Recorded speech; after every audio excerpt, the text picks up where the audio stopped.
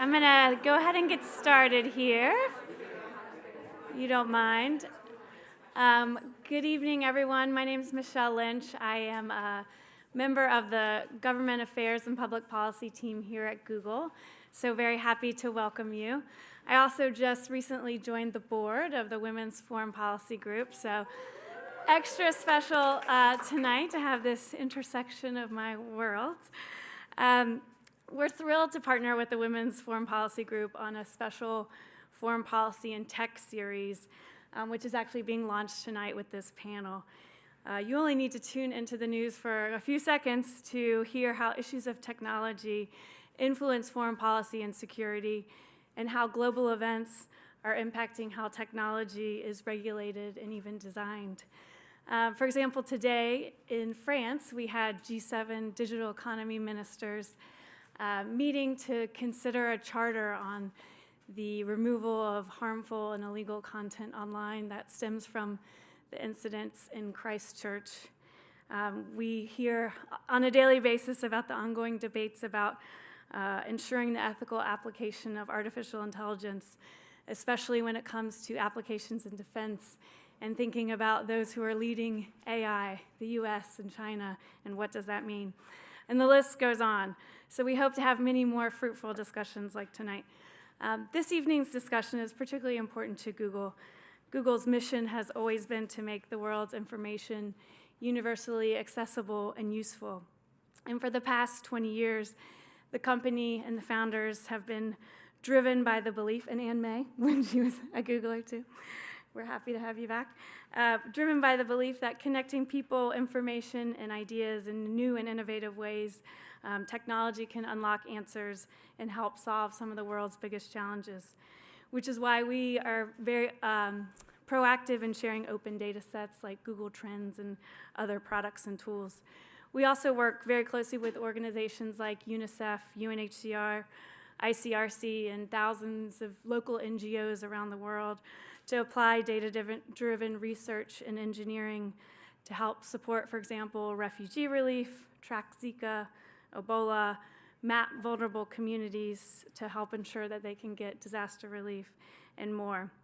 We understand gaining insights from data isn't without challenges and must be balanced with certainly appropriate privacy measures.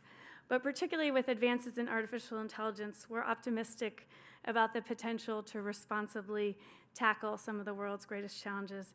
And we're really grateful tonight to hear from experts themselves who are making those changes in international development and to learn from their experiences.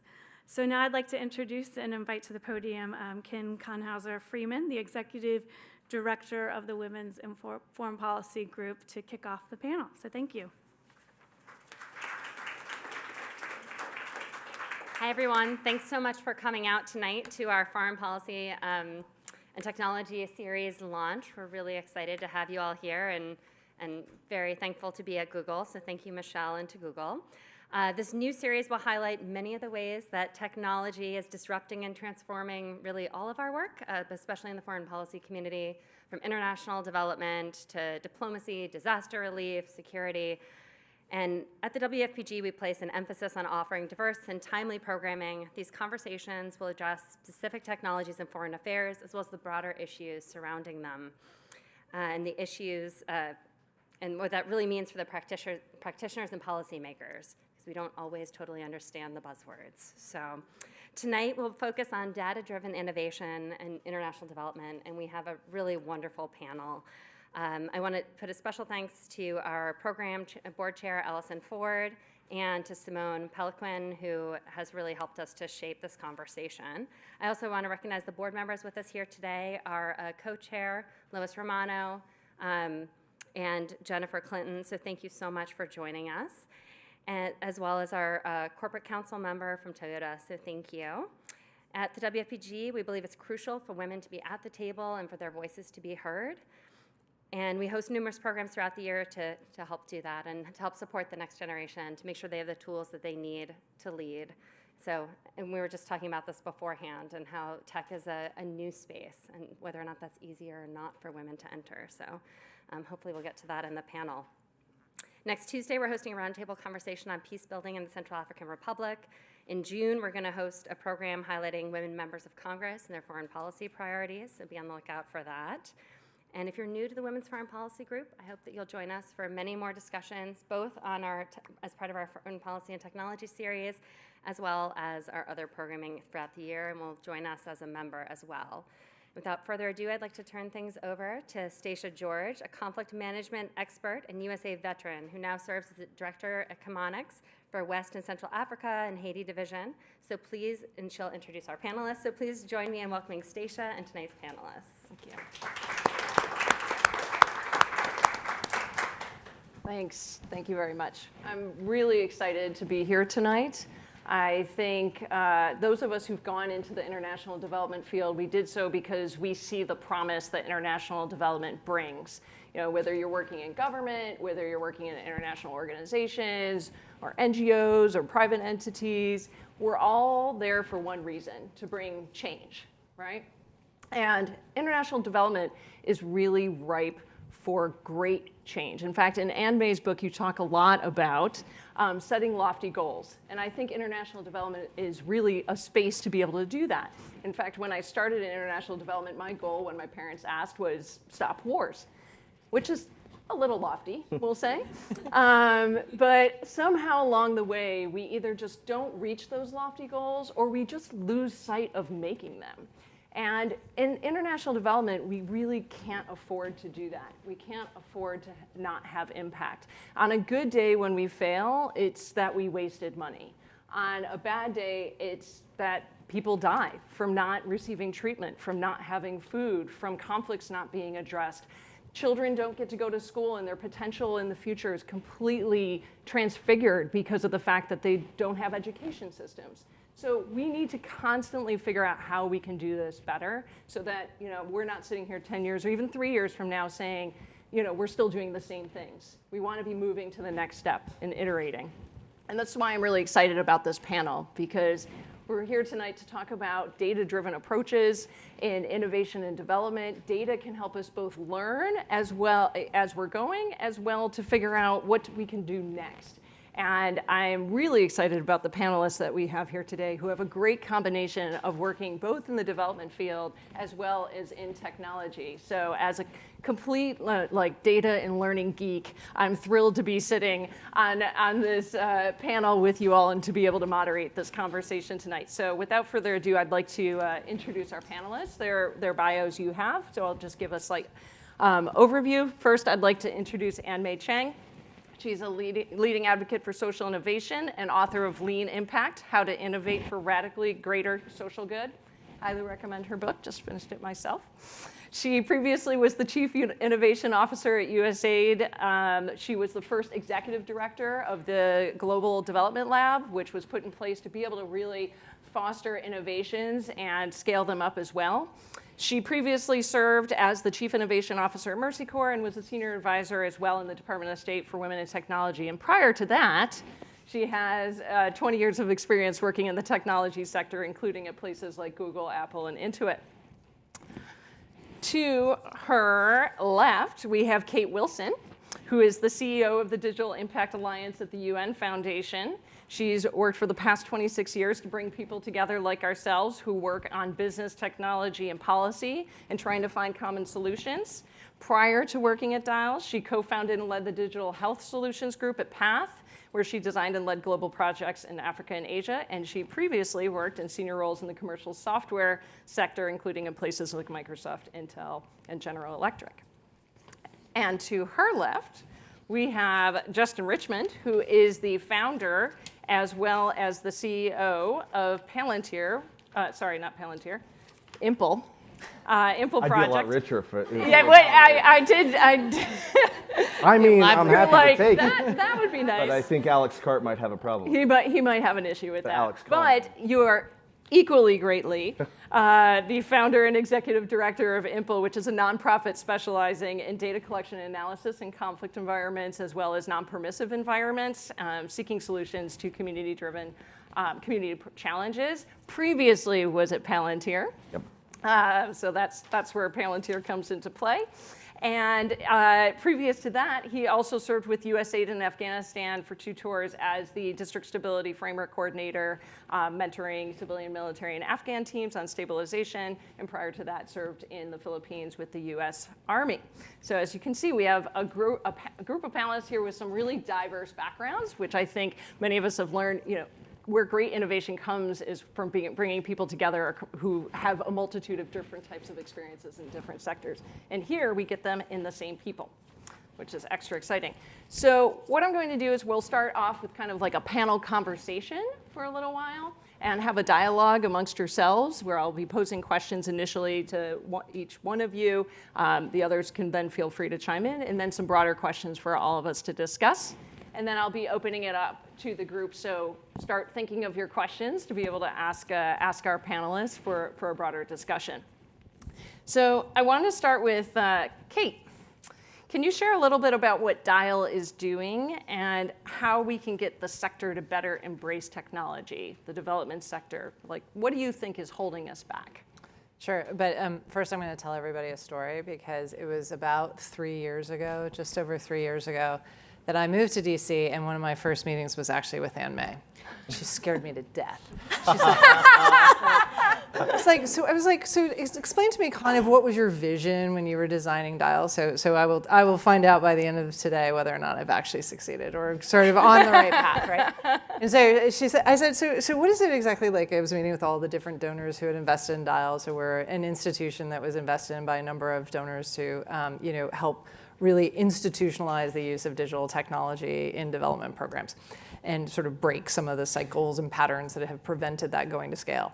So in Ann May, she was like, well, I expect you to fix the use of digital in development. I was like, I'll be walking back to the office. And I was like, I did not stop at a bar, but I thought about it on the way. So I provide that as a way of story, to sort of highlight what we're doing and also what we really believe. I mean, fundamentally, we've been using digital technology in development programs for well over 20 years, right? There's over 200 data projects that are currently in place. Everyone has an innovation lab here or a startup environment here, or let's do a hackathon or a challenge. But we really haven't scaled this stuff. Yet at the same time, I think of data-driven applications that drive my life, like my constant navigation on Waze to get here as I was calling Kim to tell her exactly how late I was going to be. And that has taken place in the span of 3 years, right? And so you fundamentally have changed the way our lives work. That's leaving behind the people who most need and could benefit from this in really scarce data environments.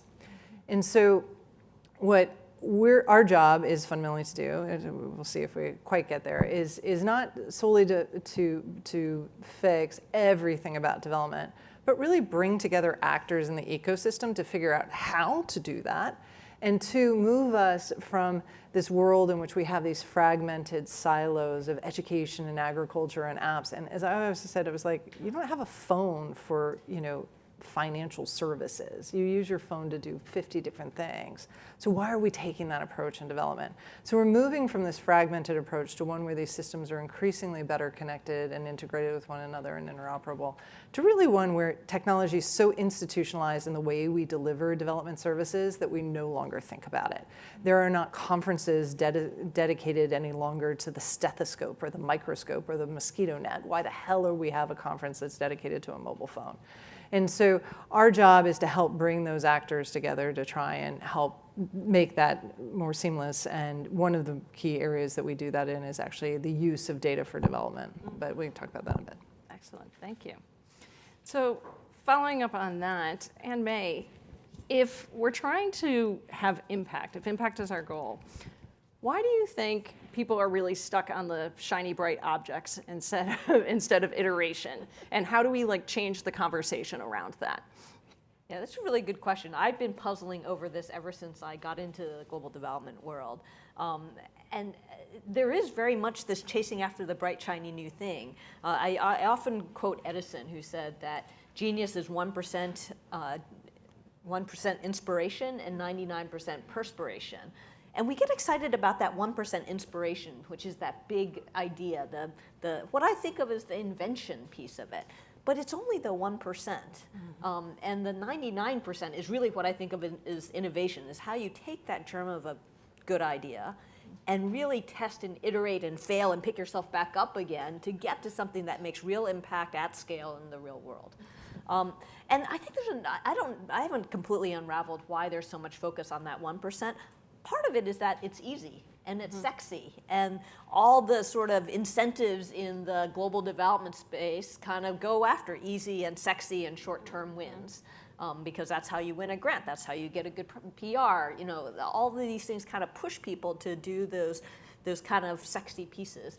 And what my crusade for the next 20 years is to try to figure out how to get people to spend more time on the 99%.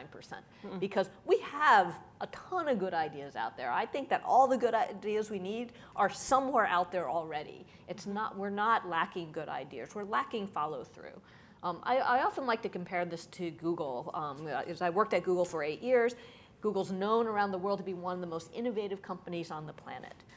And yet, if you think about it, Google didn't invent search, which is their main product, right? There was, people remember like InfoSeek and Excite and, you know, all these companies before that did search. It's not like Google came up with this great idea, let's do web search. It's that they were fast followers. They looked at this idea that was out there, and they were able to test and iterate and improve on the user interface, the feature set, the business model, the algorithms faster than their competitors, and became head and shoulders better.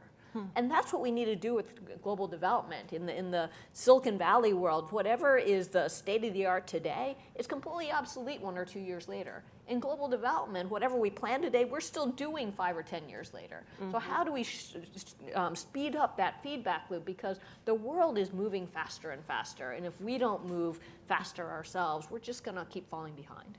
Yeah, that's a great point, because I think people think the bright shiny object allows you to be Google. You know, when the bright shiny object may mean your Excite, which is okay, because let's launch the field. But how do we reward what comes after those fast followers that you were talking about? Justin, I'm curious, in your work, current work, as well as the previous data work that you were doing with Palantir, how do you use data in your work currently at Impl project? You know, how do you see it playing a role in terms of programming? Are there any particular roles that it can play in advocating for women, or how women engage with data? So I think the irony of this question is kind of tied to me sitting in this chair, right? Like, I don't think the world needs another privileged white dude telling them how to solve their problems. And so I realize how ironic this is. But in that vein, good raw data can advocate for people that can't advocate for themselves. And quite frankly, I think a lot of the development mistakes that have been made over the past 20 years has been you've had disconnected, privileged people speaking on behalf of communities they fundamentally don't understand. You cannot solve a problem you fundamentally don't understand. Women's voices are constantly ignored, whether it's in government, whether it's in the development field, and I like people trying to push back on my data sets. You know, when we came out of Benghazi, a year and a half ago, when I was with Simone, we walked out of Benghazi with 4,500 face-to-face surveys, structured, completely built out to represent the voices of the community across socioeconomic lines, gender, age groups, but well over half of them were for women. It was the largest data set representing Libyan women's voices because they deserve a voice. And when someone tries to tell me that they understand women's voices or women's problems in Libya, I'm like, well, here's 2,600 in Libya that are telling you this. Why are you trying to tell me something different? How do you know better? Over at Impl, like, we really believe in approaching these problems is just be humble and be curious, because I think that's the best way to start. All I know is over the past 20 years, the international community has not gotten it right. Not in Afghanistan, not in Iraq, not in the southern Philippines, not in Libya, not in Nigeria. We can go on and on. I think we need to reset the conversation by putting it in the hands of the communities themselves, that data can represent those voices when the data is collected in a very pure way and given to donors so that they can make the decisions and let communities advocate for themselves.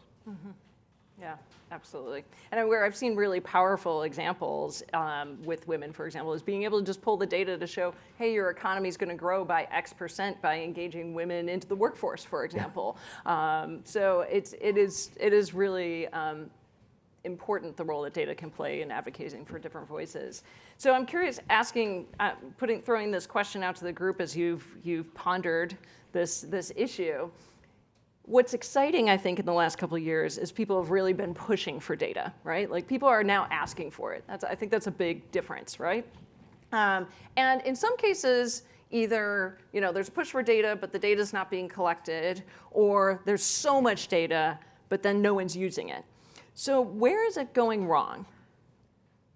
I'll venture into that. I'm sure you have lots to say about this. You go first. You go first. I think often we're just looking at the wrong data, we're using the wrong data. So when I got into the global development world, I learned about something called M&E. This is usually what people think about when they talk about data, is M&E. Presumably, what does it stand for? Monitoring and evaluation. People have literally forgotten what it stands for. Now they've added learning to it. Now it has learning with it. Oh yeah, MERL, yeah. Yeah, now it has learning, So yes, monitoring, evaluation, and learning. Yes. So You have to if I learn. break down the M&E, I call M&E micromanagement and encyclopedia. So the M is basically the, make sure you're not stealing money. Like we're going to watch over you, make sure you're doing what you said you're going to do, and you're not stealing money. The E is this evaluation where we do a bunch of studies, we do all this research, we write a long report, and then we put it on the bookshelf, and we hope, like an encyclopedia, that someone eventually will take the encyclopedia off the shelf and learn something from it. That's so true. Neither of these things drives innovation. Neither of them, I think, is very effective at driving better outcomes. And so what we need is data. And the difference between data and M&E, because a lot of times people say, oh, data, like we're doing M&E. It's like completely different. When you're using data, it needs to drive you to do something different immediately. Not like you put it on the shelf and then somebody else does something different, like you do something different. So it needs to drive a feedback loop such that you learn something based on what you did, and then you see whether it worked or not, and you do something different as a result. That's what data is really used for. And so I think we need to disambiguate this sort of M&E, which is for a completely different purpose, and data, which is really for learning. I'm going to jump in, sorry. So just to add on to that, two of the things though too is how you distinguish and disaggregate between what people are using data for. So there's a significant push for data, but that push often comes at a global reporting level to try and measure X thing to justify, no offense, to a taxpayer or to someone else, that this has done exactly what you've said it's going to do. And you're not stealing money, to the M&E. Whereas, I designed and ran two pretty heavy data projects in the field before I came here. And both of those were very focused on operational data, or what I call operational data, which is like, how do I help a nurse go home earlier because she actually knows where to go immunize a kid tomorrow? How do I make sure that stock isn't stuck in northern province when they need it in southern? How do I ensure that so that we haven't shifted the focus to the demand for operational level data, which is really KPIs, which is really how do you run your country or your development services more effectively? And so there's got to be a huge shift in the conversation between those two things. And that's sort of one piece. And then we've got to be a lot more creative about focusing on less questions. And not saying that we need everything, because I've never met an academic or quite frankly, an NGO who didn't just give me the data, more data. And I'm like, well, why? What do you need it for, right? Instead, focus on the 10 to 15 things that are really going to drive what you are going to do and decision making and behavior change, and then focus on that. My shock when I came to the development sector was I was like, why do you need 100 things? Like, you need like 10. Like GE could measure its entire business of 11 businesses on 5 indicators. Right. And so when people say it's too complex, it makes me laugh. So I actually want to echo one of the things you said earlier, which was you made you made the point about last mile data, that for many communities, there aren't good, like, actionable data sets that exist for them. Yeah. And so that's the Data space. goes up and never comes back Well, down. that's right. Or we're taking it from governments that have all kinds of perverse incentives to skew that data. And I mean, it was garbage at the province level. When we aggregate at the national level, I mean, it is a steaming pile of garbage. And so, if we want to reset this, and you wouldn't believe the millions of dollars that we spend programming against data that fundamentally is wrong. So we start from the bottom up. And quite frankly, I think something that's very, very powerful that we wanted to do in Afghanistan, didn't understand how to do data, and then have finally incorporated within our current approach is really triangulating the data. We like to start with community surveys just to understand how does the community frame its problems, how do they frame their solutions, and who do they trust? How can we start from their perspective and then build out from it? But you just said indicators. And people are always trying to measure their own performance, but they're not fundamentally measuring the functionality or the dysfunctionality of communities. So one of the things that we've really tried to do is triangulate the actual dynamics in the community between how people perceive what's going on versus how they're actually behaving. Because we want behavioral change. I mean, the big word around DC is countering violent extremism. But it's actually preventing radicalization to violence. Right? Radicalization, people are allowed to believe what they want to believe, so long as they don't hurt other people, so long as they don't, cause these crises. There's a lot of people that hate me, but so long as they don't shoot me, I'm okay with it, right? So radicalization to violence. How do we measure those drivers that are actually motivating people to do something like the horrendous shootings in Christchurch? How do we triangulate these various dynamics and understand from both the perception level but also behavioral level what's actually going on in communities, and then build our programs? Unfortunately, the donor community doesn't build its programs out of data. They build it out of policy. They build it out of personal agendas. And that is just something that I think we all play a part in driving the change on. And can I just add Yeah, one thing? I please. was neglectful in not saying that the other piece that I think is important in data for innovation is the speed of the feedback loop, right? And I think that's the essential piece that we often miss, because we do use data to make decisions in development, but the iteration time is often measured in months or more often years. And in Silicon Valley, the iteration time is measured in hours or days.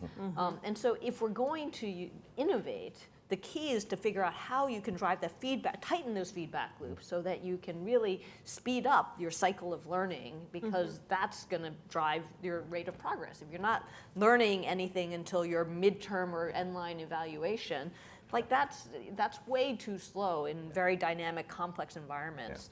We need to figure out how to learn much more quickly. One of the things that I did quite a bit of work on was sort of that cycle of data use, right, years ago, and sort of in that we came up with a theory and tested it, which was that it's basically equivalent to physics, which is mass times velocity, and so that the more mass that you had in terms of usage, the faster it would go, and that the feedback loop would change the degree and the quickness at which health outcomes would actually be achieved in specific locations. And so we could kind of see how mass times velocity would actually change decision-making behavior of either what time should one arrive at the clinic, because this is the optimal time when you won't have to wait for 5 hours to get, your well child visit. You could actually come in a little bit faster. Or, here, if you do this, then you can actually improve your immunization supply chain delivery rates because you actually have it. And so, and in looking at the incentives around the capacity development, you mentioned at government level, I mean, it's the capacity to use data is, scarce in the developed world, much less the developing world. And so if we ignore that and think about how to nurture that and then increase that mass times velocity, I think you'll see the change you're looking for. In looking at how to create those feedback loops, because frequently, it's maybe like a half a loop. Frequently, what types of examples have you seen of practices or tools that you've found to have been effective in kind of encouraging that more rapid feedback loop process to happen? I can field that one. Yeah. In most of the communities we work in, we have monthly behavioral indicators that we set in place that are cross-sectoral. You brought up the cross-sectoral point. It's absolutely critical. All these problems that are affecting local communities are hitting the security sector, the health sector, the education sector, the livelihood sector. So we need to have a data set that we can look at that will tell us the general health, and having them reported monthly and then making decisions, having a flexible pot of money that we can iterate on as these dynamics are changing, highly fluid, especially in conflict environments. You have to be able to do that. Most large donor projects don't have that kind of flexibility. You get a contracting officer that just wants to go with the letter of the law, and this community, there is no law, and they're fighting for their families, they're fighting for their lives. I think there just needs to be a fundamental mindset. But creating those feedback loops with the technology that exists, disconnected reporting, mobile technology, even some geospatial stuff. I mean, there's a lot of exciting things. The incentives right now don't exist for a lot of the big development firms to adopt any of that, because nobody's losing any contracts. If you look at the DevEx list of who's making money, same old people. So until USAID, UN, state changes the incentive structures and incentivizes innovation, nothing's going to change. Mm-hmm. I mean, sorry. That's reality. It's true. I'm more optimistic, I guess. Okay. Because I think that there's stuff that you can do in between. I mean, so sort of on the field level, like one of the key things that we did was we focused on some of the policy changes. So it was one, health worker described it, was like, it's like a sword of Damocles hanging over my head. I'm damned if I tell the truth, because no one's going to be happy because my immunization rates aren't going up. And I'm damned if I don't, because it doesn't actually improve any of the situation that takes place.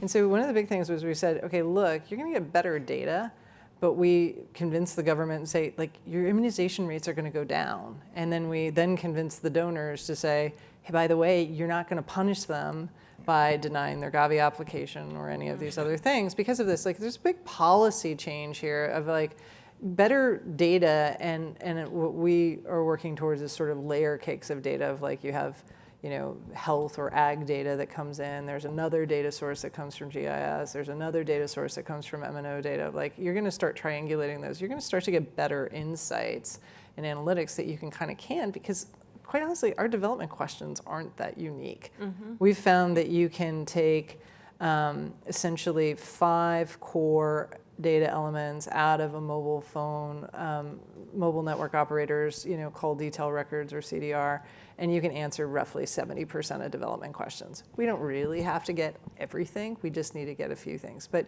by being more systematic, so the second point, the first one was policy, the second one was like, be a bit more systematic about the types of questions you have, which is not that different than an algorithmic bank, and then be able to analyze that against data sources that already exist, then you can start to marry those two things together.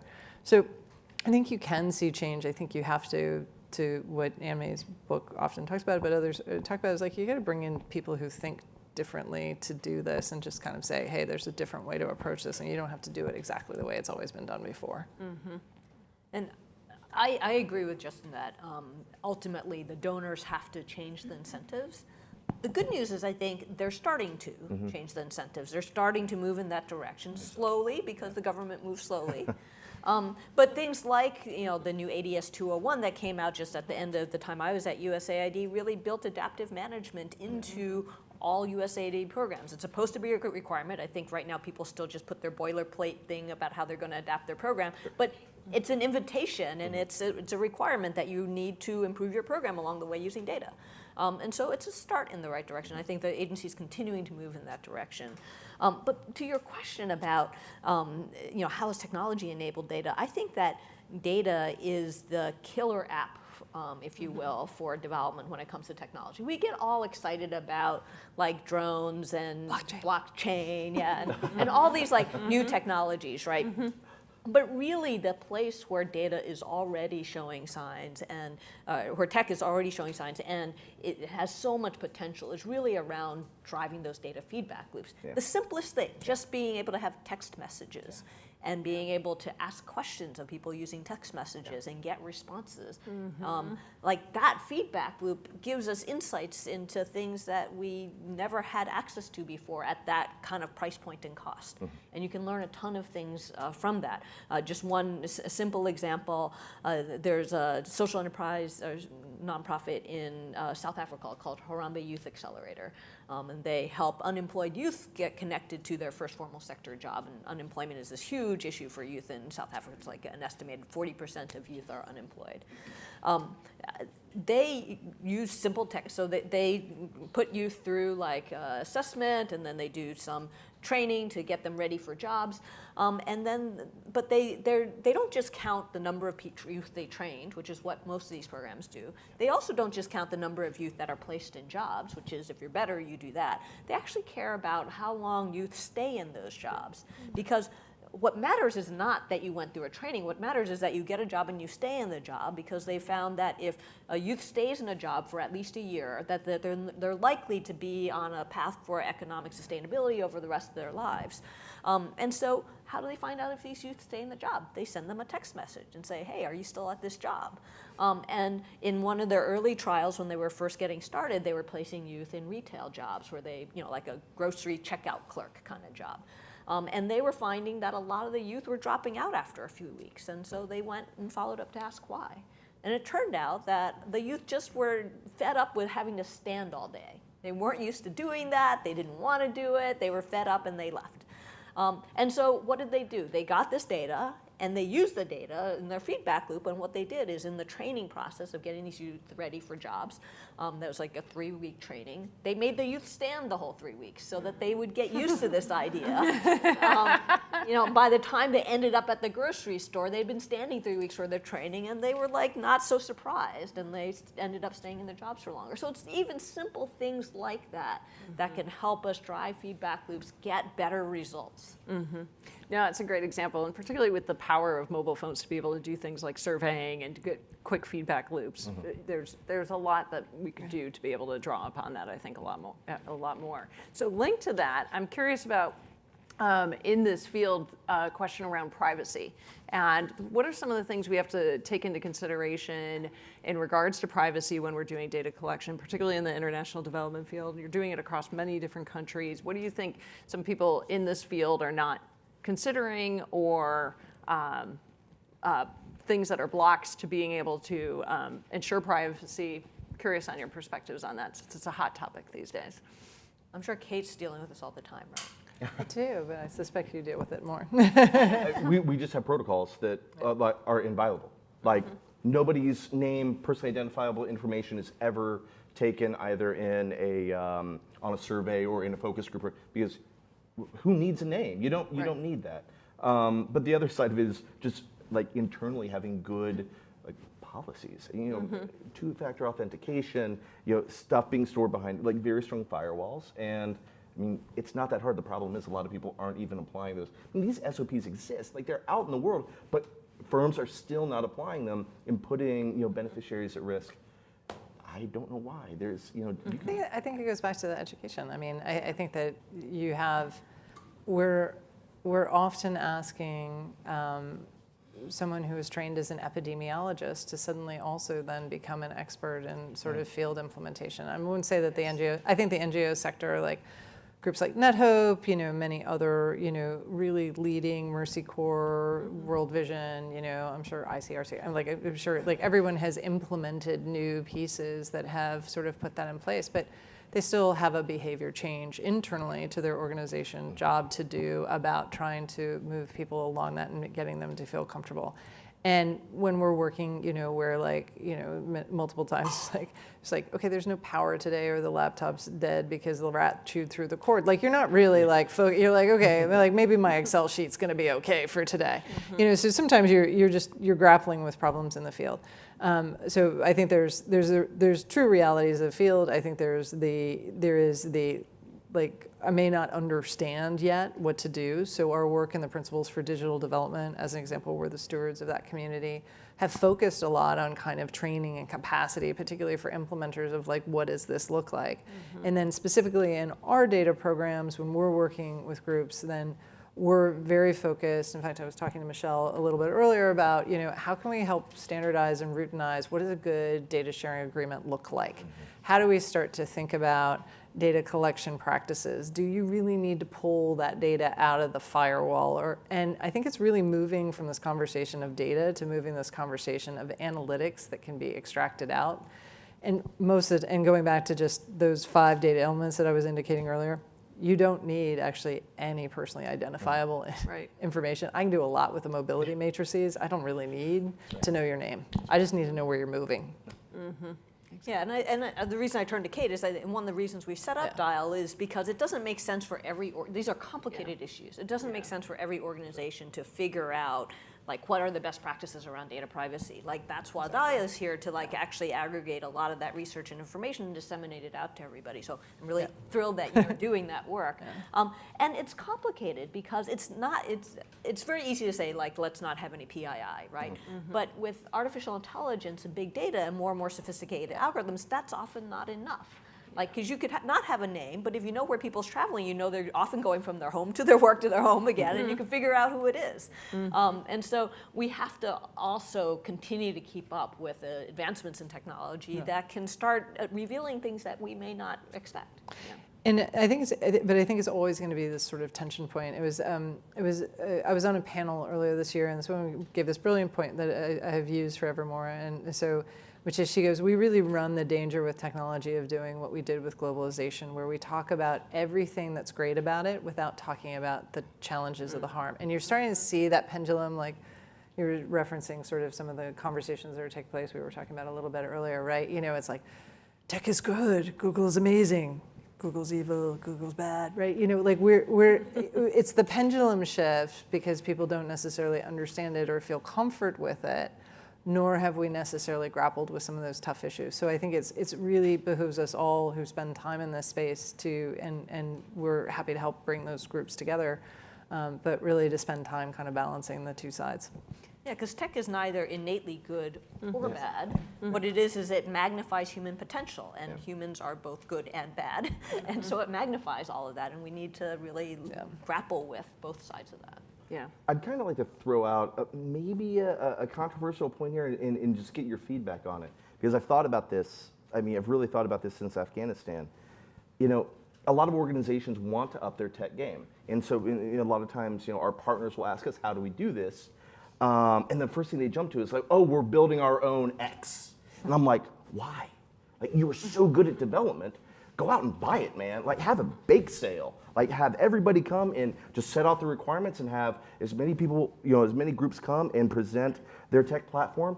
Because when it's commercial software, there's an engineer on the other side of that phone. But when you build it yourself, we're not iterating towards our strengths. We're iterating towards our weaknesses. And it worries me. But then we have all of just the drama, the irresponsibility out of Silicon Valley in the past 2 years, and it's horrific. They've grossly undermined the public trust. And so the tech that Silicon Valley is building can solve so many of the problems within the development sector. But the ethics surrounding some of that tech is underwhelming. So how do you balance it? We still iterate towards commercial solutions, but we're only talking about 2 or 3, so it's easy for me. But where do you all stand on that? Yeah, this is another reason I'm excited that Dial exists, is because it doesn't make sense for everyone to build their own tech. Yeah.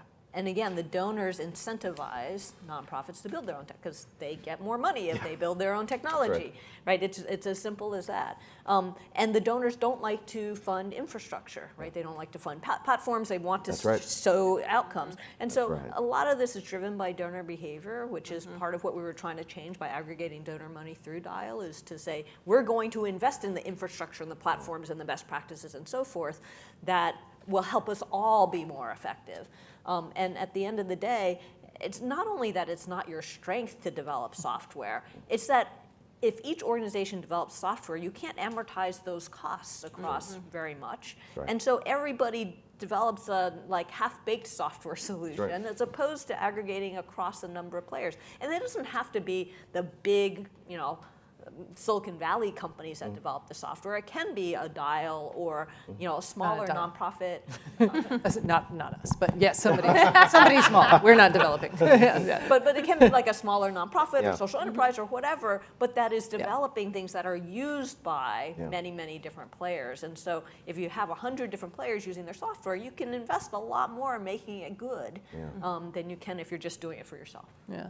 So we think that this is a critical problem. So one of the first things that we invested in and actually just put out with the International Telecommunications Union in March with 5 ministers of telecommunications was essentially like encouraging governments to take a whole of government approach to essentially using digital technology. And we identified by working painstakingly over a number of years across agriculture, education, health, like what were common building blocks that almost every government was going to need to require, and how does that actually fold into enterprise architecture? And so then from there, we're looking at developing sort of a product registry, not to say it's the ultimate end goal or the ultimate every product is on there, but sort of helping people kind of guide to like, okay, so what are the options one could choose to do this, and illustrate how common that is across. And one of the pieces that we looked at was, exactly what type of savings. So in order for everyone to go, for NGO A, NGO B, NGO C to all go invest in the same types of services, if you're replicating it, for the government, not only just for the building, but also for it's expensive for donors, but also for the country maintaining it, it's $800 per person. So nobody's going to scale that system because there's absolutely no economies of scale in it. And technology like pharma and many other high intensity pieces is like you put in a lot of money up front and then you reap the reward basically of the marginal cost of it going out. And so we have ignored those economics completely in our use thus far in development. And so we're trying to help fuse and sort of educate people on that, but then illustrate what could be used.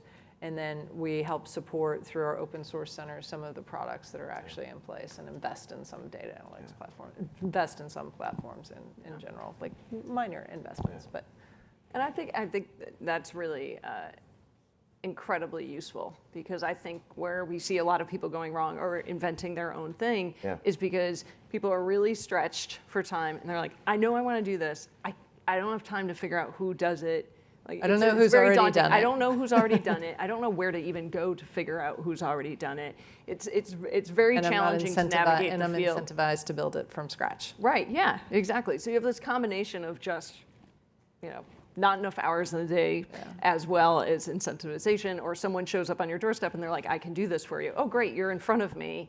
Therefore, right, like let's work together because I haven't had time to figure out who else I could do it, right? One thing though too, to Anne May's point about changes that USAID is making internally, and I always forget the name of the regulation, FS, ADS. Thank you very much.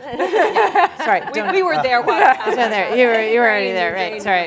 Thank you for doing that. But so there's 2 things too that are more heartening, sort of on the sort of crossover. So one thing is that a number of donors in health, which has gotten the lion's share of a lot of this investment, came together last year and developed these donor investment principles, which basically are calling for the alignment of investment in technology. And so are working deliberately to invest in building blocks together where they will actually use them.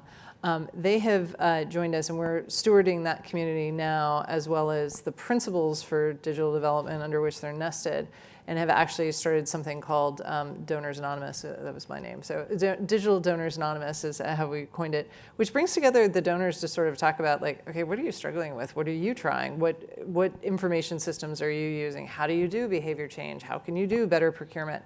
Because we're trying to convene them together to begin to talk to one another, because to your point earlier of, sort of being humbly and listening, is like, this is complex stuff. It's hard for everybody. They have 5, USAID was blessed, you had many people who understood it, but like most donors have somewhere between 3 to 10 people who might not understand anything about digital. Trying to address like the entire UK government's digital strategy, or, the entire Swedish government's digital strategy, they're overwhelmed, right? And so helping them by finding them a peer network and our being able to listen and learn and kind of document and analyze and say, you might want to go talk to so-and-so, helps bring them together a bit. Excellent. Well, I want to be able to give a voice as well to our audience. So I want to open it up. I'll take 3 questions at a time. And if you can ensure it's a question and not a comment, that would be greatly appreciated, and shorten to the point. That would be fantastic. I think we have some microphones floating around. So I see a hand here, and then in the back. And do we have a third one? Up, over here. Okay. So we can start here, and then we'll make our way over. Hi, thank you for being here tonight. My name is Bianca Remy. I'm a consultant. I'm a technology consultant, also a very recent graduate of American University. So my question is, y'all kind of touched on earlier about the challenges that exist within international development, especially data and technology, and how those can come into play. And my first thought of that was AI and how it's been discovered that there's a lot of biases within AI. So I was just wondering if there are any potential challenges that y'all see or risks that y'all see within within the data-driven approach to international development, or even other emerging technologies, because I know that all of y'all have experience with those, and how do you think that we can prevent those and work towards combating those before they actually prevent bigger problems within the international development space? Thanks. Okay. We had in the front over here. There we go. And then back, sorry. Hi, good evening. Thank you so much for this panel. It's been fascinating. My name is Archana Podar. I'm at the U.S. Department of State, and I helped design some economic data snapshots for the Secretary. First time we're using data to give to the Secretary, which has been an interesting process. In my day job, though, I manage economic policy for South Asia and Southeast Asia. And so one of the challenges for trade and economics, and one of the challenges we faced is encouraging other governments to adopt principles and practices that would help develop and grow their own economies. And I'm wondering, when you've brought in, and we're looking at using data, but we run into a problem where there's not a lot of confidence in, oh, this is data that's America's data, or just data that you're giving us. And I'd be curious to hear from the panelist perspective of how has it been working with governments in developing countries where the data is already sketchy and scattered to begin with. How did you convince them to come along? How did you reassure them that these are the metrics that matter? Separately, and happy to talk about this offline, is that if folks have a way who've taken the 100 stats that we use for measuring economic development, as you mentioned, and narrowing it down and distilling it down to the top 5 or 10, love to have that conversation afterwards. Thank you very much. Great, thank you. And then we had a question in the back right there. Thank you. Hi, Megan O'Donnell with the Center for Global Development. I really like the points that you raised early on about the need for simplicity of indicators and efficiency in data collection and reaction. And you raised really helpful examples in terms of applying those principles to objective measures, so job retention, access to health clinics, access to agricultural value chains. I'm wondering if you think those principles could also apply to the more subjective dimensions of empowerment and well-being that we think about in development: agency, self-esteem, intra-household bargaining, things that do take time, things that are just kind of by necessity messier to pin down, and how we could start to do that. Excellent. Thank you very much. A good variety. And I'll turn to our panel, and you're welcome to speak to one or two or all three of those questions as you wish. Would one of you like to start? Why are you both looking at me? Because you're sitting on the, you're just geared, ready to go. Yeah. So, okay, so I can hit all three, and I'll try to keep it pretty short. I don't think we've seen the actual risk and reward of doing a data-driven approaches in international development until there's a much broader implementation of it. We're just simply not going to know where the risks lie. That goes back to her point about feedback loops. Really understanding and having a learning process is going to be critical in that. But I don't think the industry has remotely scratched the surface on what that means. when it comes for you, I was actually the guy that had to shrink our monitoring evaluation metrics in RC East, Regional Command East Afghanistan, from 348 indicators measured differently in different provinces by different people. Horrible. We got it down to 28 cross sector. But then the boss told me that it is like 2013, that we were pulling out of Afghanistan. So just turn off the lights and close the door behind me. So no one cared. And for you, okay, so your point about subjective indicators, people will still have behavioral patterns with it. You have to get a little bit more creative, but quite frankly, talk to the people, like your target audience. If you want to find out about like in-home negotiation, like talk to the women that are doing that, because you'll start seeing like what are behavioral tics that they're all trending towards. Measure that.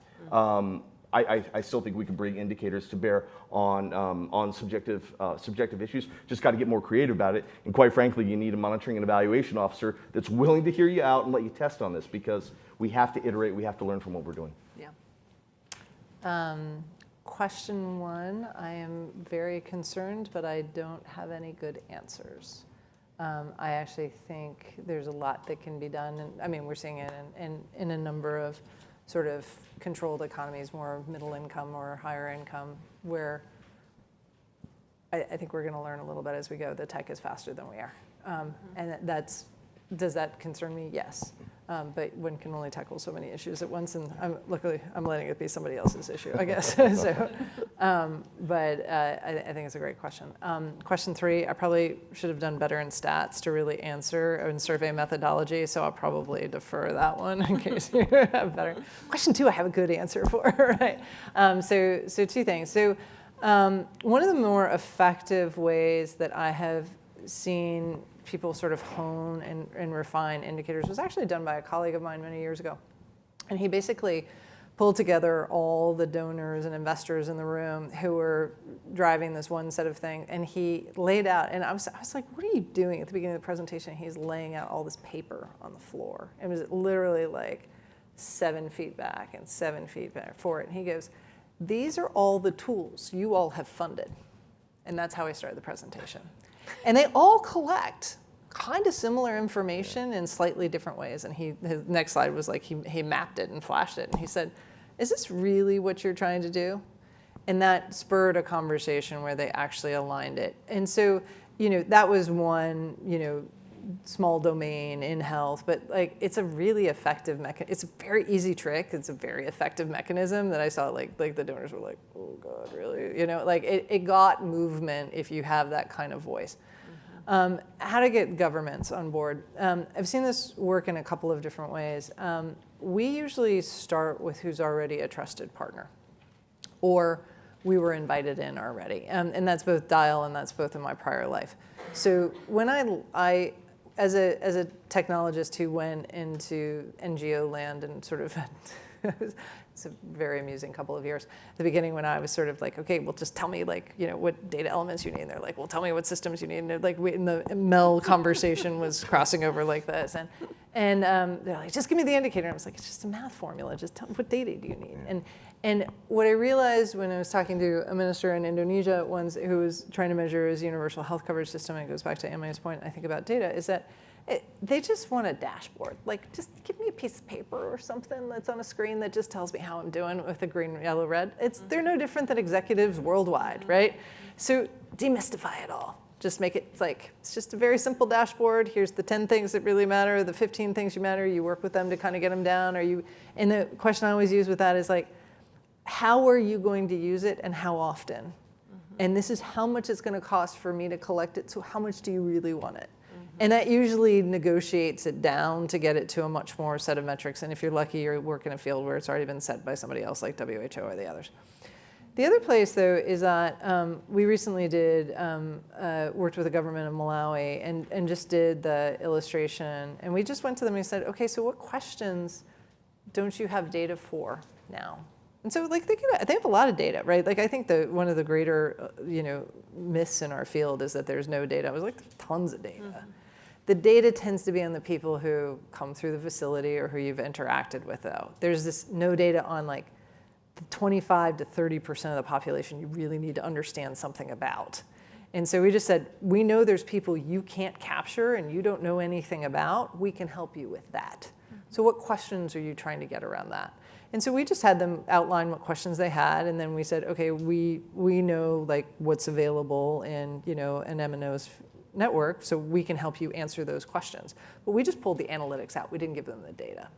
So it helps with the privacy question. It helps with how are people going to use it, and we helped fund and have sort of tried to help establish, or in the process of trying to help establish a business where a very normal technology company called a systems integrator or an SI, who makes a business and a living out of doing this stuff for many types of businesses, was incentivized. They're like, oh, this is a new data stream. So we're like, we'll bring you along on this journey. So we had different SIs who work with us in different countries so that they can begin to be somebody that a Chemonics could go hire or a World Vision could go hire, because Dial isn't that entity. You need partners who can go do that. And we looked also for ones that were, often Indian-based SIs who were already working in the field.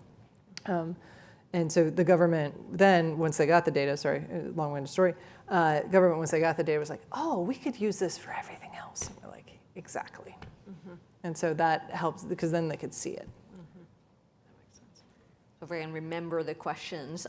Yeah. So AI, stats, and yeah. data use. Yeah. So absolutely, I think there's tech. We have to remember that tech only magnifies human capabilities. So absolutely, there's huge challenges with using data-driven technology, data-driven decision making. All it does is it makes it faster, more efficient for us to get to the result we might have gotten to using human beings. And so we have to be suspicious of it just in the same way we're suspicious of human beings.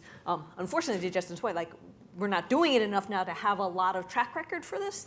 But as we do more and more, I think we have to just remember not to trust the technology any more than we trust humans to make unbiased decisions and pay attention.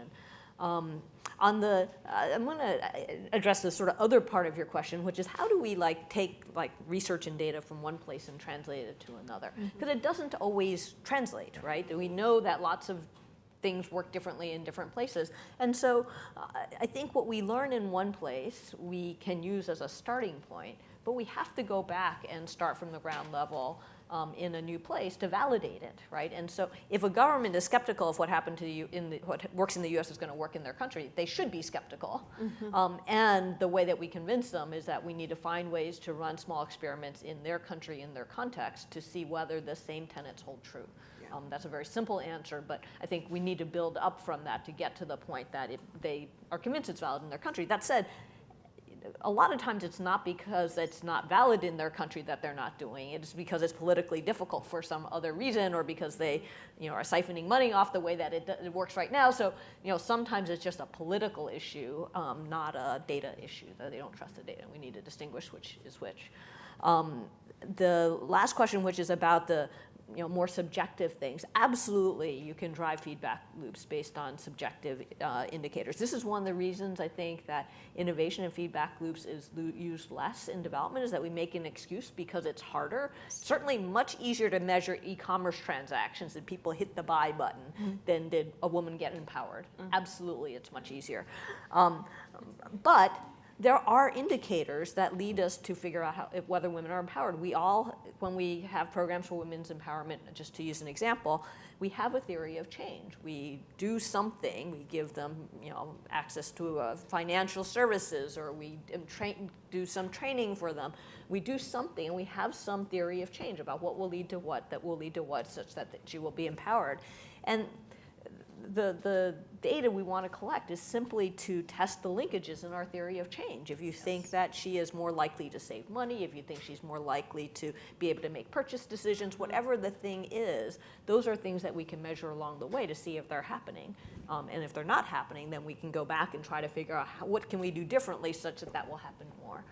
So it does take a little bit more work, and it's not as easy as measuring e-commerce transactions, but I think for almost everything, there is some way you can measure something. One of the challenges, I think, is that we have a tendency in this field to not want to measure anything unless we can measure it perfectly. Yeah. And I have to say that when you're innovating, you do not go for perfection, you go for general ballpark, so that you try to figure out whether you're going this right direction, and then you go a little bit more, and you try and get another sense of you're going the right direction. It's like, warm, hot, cold, not like 100% sure it's this way. And so when we try to get to 100% sure it's this way, it takes us years, and then by the time we go that way, the whole landscape has changed, it's no longer relevant. So we have to get comfortable with less perfect data too. Yeah, absolutely. In my old office at USAID, we used to always say, better to be 80% right at the right time than 100% right too late. Can I ask a question too? Because I'm just curious. I know that, I wonder if it's also about who and how we hire sort of in NGO land. I'm curious how this works at Google or other tech companies. Like at Microsoft, the number one thing we hired for was tolerance for ambiguity. Mm-hmm. And I mean, it was like everybody was screened on how uncomfortable are you with being uncomfortable and not having this, and okay, you're gonna make a guess and you're gonna fail and you're gonna change. But I don't think we've brought that mentality into, or maybe it's not built into either hiring practices or how we structure it. But I mean, was it similar at Google? Yeah, absolutely. I don't know if it's hiring practices or it's the system, right? Because the reward system in the tech world is that you're rewarded for taking risks. In the global development world and in the government contracting world, you're not rewarded to take risks. Yeah. When I first entered government, one very insightful first thing someone told me is that you can only be fired for doing something, not for not doing something. I hope you all write that down. That is like command. That's absolutely right. Wow. I wish I know that a lot. It's true. The incentives are a challenge, I think. So you can get that beat out of you even if you had it initially. Yeah. I think there's also an element that links to the question about how to simplify that I've found with indicators of everyone wants to collect so many things.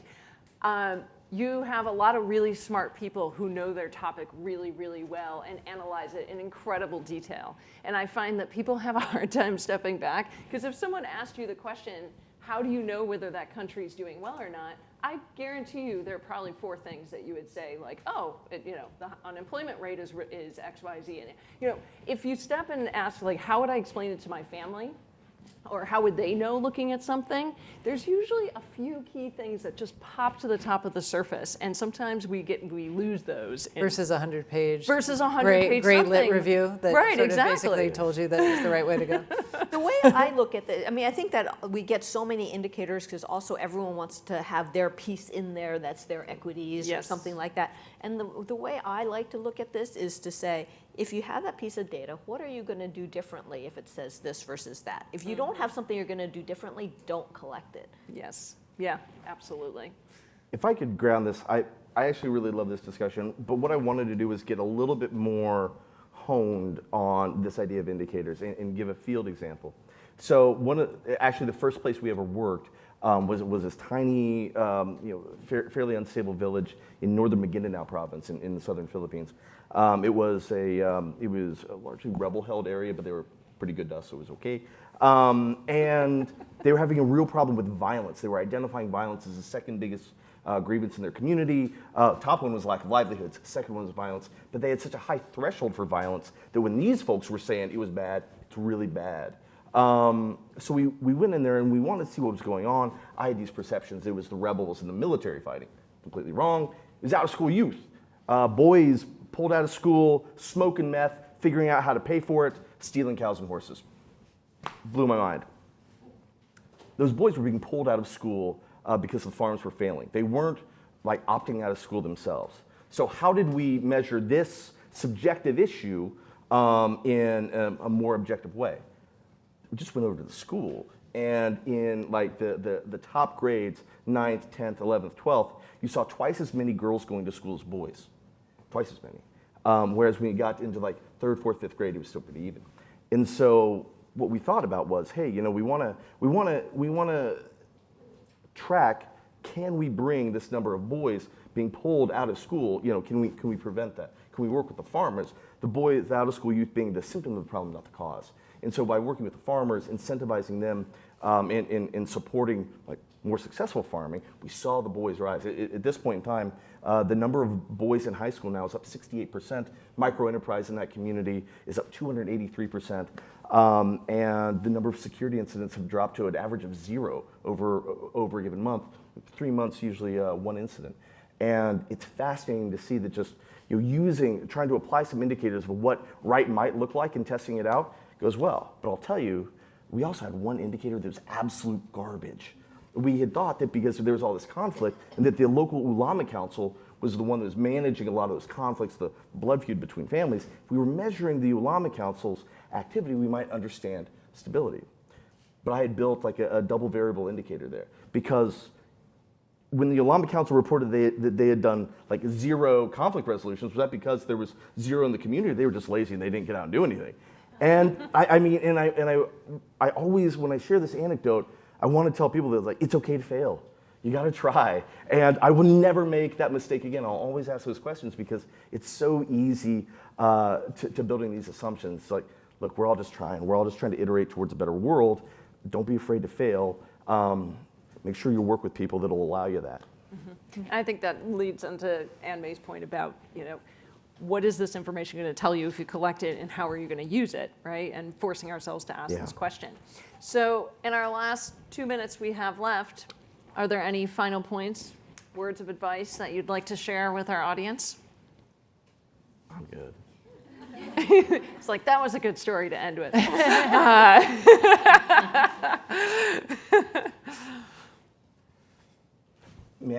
I want to say one thing. When I saw the list of you all being here and you all being here, this was one of the most intimidating things I have done professionally in my life. Last week I was working in an ISIS community. We had no military with us. I was more comfortable there than I am sitting in front of you. And it's just, it's heartwarming to see because you're the future. Dinosaurs like me are finally going to be gone. And be brave and get out there because they really need to see it. And I'm personally really grateful to be here and just really impressed with what this organization is doing. Great. Excellent. I would say take the time to become translators. And I don't mean, everyone always talks about this from a language perspective, but the people who are really going to change development or change business are going to come from other worlds. And so the ability to move fluidly between tech or NGO land and actually understanding what they're saying is you can't really understand and fix the problems unless you actually understand both sides of it because there is no right in this. There's just different perspectives of different people. So take the time as much as you can to meet and learn from colleagues or work in one of the other sectors if you can. I guess the thought I would have is, companies are, no company is satisfied by making some profit, right? Mm-hmm. Companies are always trying to maximize their profits. And in the same way, I think we need to raise the bar in development. Mm-hmm. Yeah. That too many of us are satisfied with doing some good. We've done something good here, that's great, let's keep doing it. I think we need to ask ourselves the hard question of, are we doing the maximum possible good? And the only way we can do that is by gathering data and continuing to improve and expect that what we're doing tomorrow is better than what we were doing yesterday. And I think if we just hold ourselves constantly looking at how do we do something better tomorrow than we did yesterday, we're going to make incredible strides. Yeah, I think those are great words to end with. And I want to thank my panelists here for an excellent, engaging conversation, as well as some excellent questions from our audience. And thank you very much, everyone.